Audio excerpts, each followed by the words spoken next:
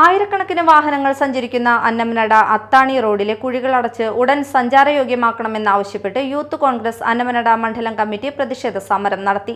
പാലിശ്ശേരി ഭാഗത്ത് റോഡിലെ വലിയ കുഴികളിൽ വീണ് യാത്രക്കാർ അപകടത്തിൽപ്പെടുന്നത് പതിവായിരിക്കുകയാണ്. ഈ സാഹചര്യത്തിലാണ് കോൺഗ്രസ് സമരം നടത്തിയത്. DCC general secretary VA Abdul Karim ഉദ്ഘാടനം ചെയ്തു. ഗതാഗത യോഗ്യമല്ലാത്ത ദുരവസ്ഥയിലാണ് കേരളം. ഇപ്പോൾ ഇവിടെ സൂചിപ്പിച്ചതുപോലെ 12 കൊല്ലം മുമ്പ് UDF MLC TN പ്രതാപൻ നിർമ്മിച്ച ഈ റോഡ്,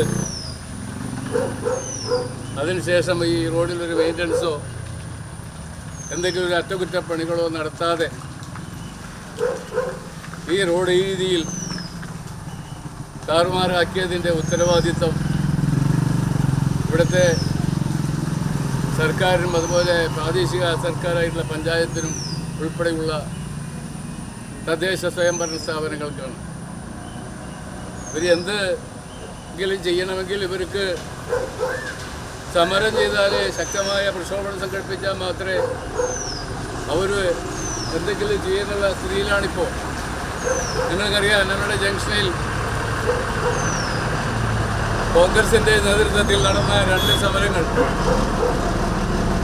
ആ സമരങ്ങൾക്ക് ശേഷമാണ് അവിടെ ഇപ്പോൾ വാഹനങ്ങൾക്ക് കടന്നു പോകത്തക്ക നിലയിലുള്ള സൗകര്യം പീലപിടി ഒരുക്കിയത്. യൂത്ത് കോൺഗ്രസ് അന്നമനട മണ്ഡലം പ്രസിഡന്റ് രാഹുൽ വിജയൻ അധ്യക്ഷത വഹിച്ചു. മുൻ block president PD Jose Annamanada, മണ്ഡലം Congress committee president PK Thilakan, youth Congress നിയോജക മണ്ഡലം പ്രസിഡന്റ് ഹക്കീം ഇക്ബാൽ, കർഷക കോൺഗ്രസ് നിയോജക മണ്ഡലം പ്രസിഡന്റ് സാനി ചക്കാലക്കൽ, മുൻ മണ്ഡലം president TK Rameshan, youth Congress നിയോജക മണ്ഡലം secretary Sarath Mohan, block general സെക്രട്ടറിമാരായ PS Madhu, VA Fasaluddin, ward president VK Rajan തുടങ്ങിയവർ സംസാരിച്ചു. ബ്ലോക്ക് ഭാരവാഹികൾ, മണ്ഡലം ഭാരവാഹികൾ, പോഷക സംഘടനാ ഭാരവാഹികൾ, ബൂത്ത് വാർഡ് പ്രസിഡന്റുമാർ എന്നിവർ സംബന്ധിച്ചു.